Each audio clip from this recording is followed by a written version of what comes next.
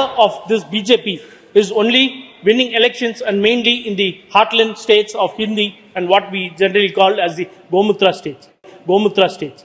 We will not be surprised if you have an option of converting all these states also into union territory so that you can come into indirect power of coming and having, because you can never dream of setting foot over there and taking control of all these southern states.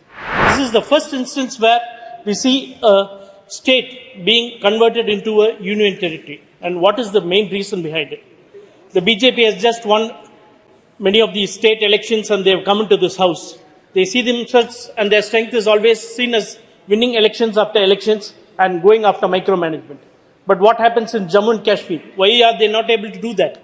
Since they are not able to do that, they bring a state into a union territory where they can have control over the governor and then they can run the governance through that.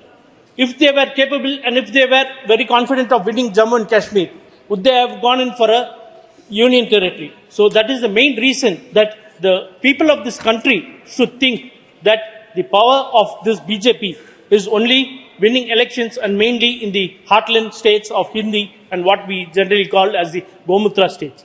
You cannot come to South India. You see all the results of what happens in Tamil Nadu, Kerala, Andhra, Telangana and Karnataka. We are very strong over there. So we will not be surprised if you have an option of converting all these states also into union territory so that you can come into indirect power of coming and having, because you can never dream of setting foot over there and taking control of all these southern states. So having the reservation bill into confidence. So we should first look into the history, because the Dravidian ideologies have always been strong and has been pro-reservations. So in the early years, before independence, the country was ruled by a minority of 3% people having a majority stay in all the government jobs, work, everywhere, education. It was the Dravidian ideology, it was our forefathers of DMK, the Justice Party, in the year 1926 that brought in the Reservation Act for work and for education in OBC sectors and for all class people. Till then, it was marginalized and only a section of the people, or 3% majority of the people had jobs and other things.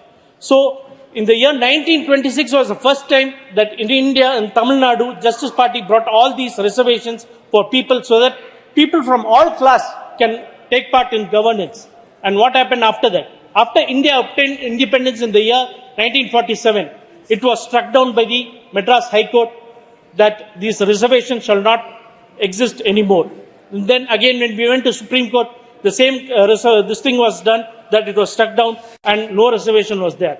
It was our leader, the great Dravidian ideology of Principal Tandai Periyar, who had, along with the then Prime Minister Jawaharlal Nehru and the Law Minister Ambedkar, had gone and sought that we need reservations for work and for education. It is completely necessary.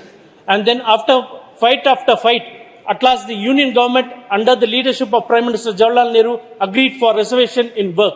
But then Tandai Periyar and our leaders then struck it down. They said that if you give reservation only in work, who is educated? It is again only those people who are educated, that 3% of the society will again get work. So they again fought. They had many other protests, and then at last in the year 1951, the first amendment of this parliament, the first amendment of the constitution after it was formed, it was then declared that the first amendment, that there will be reservation given for both work and for education, and that is how education and work has come and reservation had come into place. And so many people, so many lakhs of people have come into governance and other places, so that we have a very good this thing.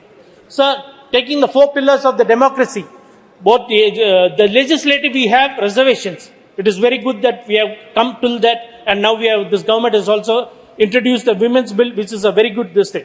So, but coming into the executive, there is no reservation for OBCs. It is fully dominated by other castes, the so-called forward caste people, and a very marginalized section of the scheduled caste or the scheduled